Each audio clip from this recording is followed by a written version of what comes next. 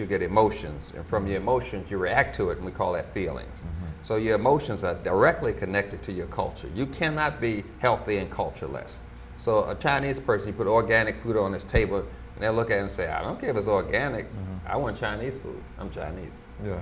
They can't emotionally connect to the food. Yeah. So the emotions allow us to connect to our food. So it's like the food itself has no culture, it just... You can't feel it. It's like you and I listen to some Chinese music. We ain't gonna get up and dance. We can't feel it. Right. So we can't feel it. We can't emotionally connect to that. Being that we're on talking about food, let's Yes. get into the other area of the assault against our people from that time with the nutricide. Yeah. That whole thing of the nutricide. A lot of our people, I believe, are not really aware that that's another front in which we are being assaulted. Yeah, we have to, I'm a science person, so we look at delivery systems. So in science we say coffee is the delivery system for caffeine. We say that a cigarette is the delivery system for nicotine. We call them delivery systems. Delivery systems. So we're looking at a delivery system here, and that's what we have to be focused on. What has happened? What is this delivery system? So what happened with the food is that it delivers European culture. Black people can connect to European food because they connect to European culture. It delivers European culture to them. So during slavery and colonialism, the Europeans put all black people, even on the continent of Africa, on a high starch and high fat diet. High starch and high fat. They shipped the maize into Africa, which we call corn. They shipped that into Africa. They shipped the breadfruit, which is starch, in the Caribbeans. They put everybody black on the face of the earth on a high starch diet. What are some of the ramifications of high starch in your... Well, starches, by definition, are the food that can change your mood and state of consciousness more than any other food. Can change your mood and state of consciousness more than any other food. You hear that, my brothers and sisters? Your mood and your state of consciousness more than any other food. That's the objective. You want to destabilize the emotions. We want to diffuse the emotions. So if I put all the black folks on a high starch diet, which from the slave journals caused bone deformities, pelvic deformities, hair loss, teeth loss, all this is caused by a high starch diet because it turns into sugar very quickly. And sugar causes mood swings. You get very irritable. You put a husband and wife and put them both on high starch, sugar and sweets, they're going to get on each other's nerve and eventually have a divorce anyway. So we want to put them on a high starch diet to make them easily manipulated. Right.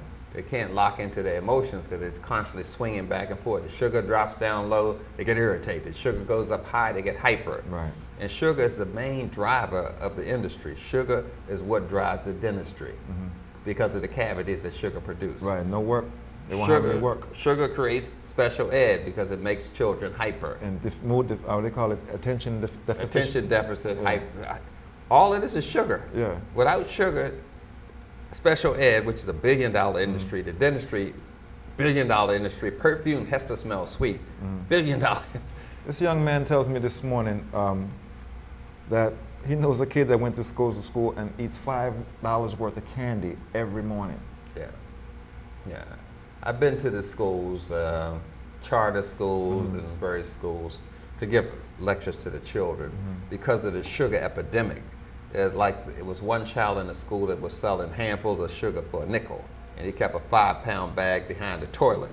And so the teachers noticed a crunchy sound they would feel when they were walking in the hall, and one of the children got afraid because he couldn't pay the sugar pusher, and the sugar pusher put a hit out on him through the lesbian gang, and he ran in the principal's office crying he couldn't pay his pusher. Right, So, and he had all these cavities, so that the principal called me in to squash the sugar epidemic because they're eating it by the handfuls, and they snort it so you get a post-nasal drip. People snort sugar. The children snort the sugar.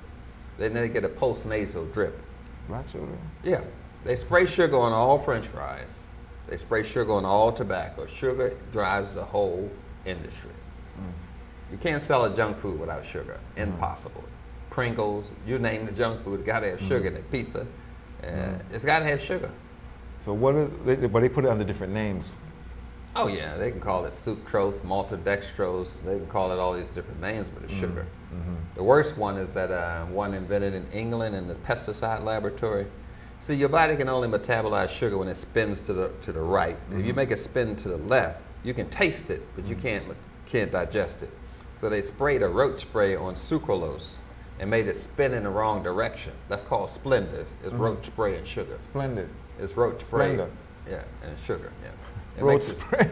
It just makes it spin in the wrong direction, yeah. so you can't metabolize it, but you can taste it. All right. It's basically poison. Yeah, it's roach spray. Yeah. A lot of people putting Splenda in their drinks.